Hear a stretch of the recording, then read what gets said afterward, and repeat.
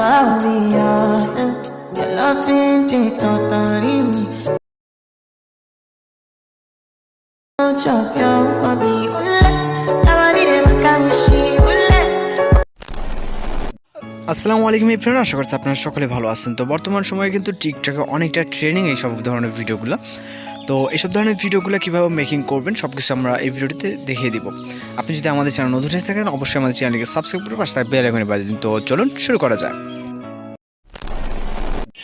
Welcome back. তো এই ধরনের ভিডিওগুলো এডিট করার জন্য জাস্ট আমাদের একটা টেমপ্লেট লিঙ্ক হলে হয়ে যাবে।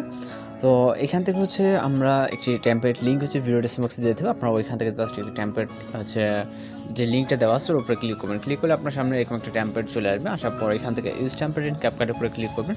তো এগুলো খুব ইজি ওয়েতে মেক করা যায়, কোনো ঝামেলা ছাড়াই। ওকে, তো এখান থেকে হচ্ছে আমরা এবার আবারও ইউজ টেমপ্লেটে ক্লিক করব। এরপর এখান থেকে ফটোস অপশনে চলে যাবে। ফটোস অপশনে যাওয়ার পর এখান থেকে আপনি যেটাতে ভিডিওটা মেক করতে চান, ওকে, অর্থাৎ আপনি যে পিকচারটাতে ভিডিওটা মেক করতেছেন জাস্ট ওইটা সিলেক্ট করুন এবং হচ্ছে প্রিভিউ অপশনে ক্লিক করবেন। দেন আমাদের ভিডিওটা কিন্তু রেডি। ওকে, এখন জাস্ট আমাদের ভিডিওটা এক্সপোর্ট করার কাজ। তো আমরা এক্সপোর্ট অপশনে ক্লিক করবো। এরপর হচ্ছে এক্সপোর্ট উইথাউট ওয়াটারমার্কের উপর ক্লিক করলেই ভিডিওটি সেভ হয়ে যাবে। তো আমাদের এই ভিডিওতে কোনো সাউন্ড অ্যাড করতে হবে না, মূলত যে সাউন্ডটা আছে লিরিক্সের সাথে সেই সাউন্ডটাই হয়ে যাবে।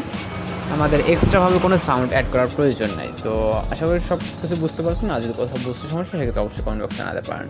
তো আজকে ভিডিও পর্যন্ত দেখা হচ্ছে পরবর্তী কোনো ভিডিওতে। সে পর্যন্ত ভালো থাকবেন, সুস্থ থাকবেন।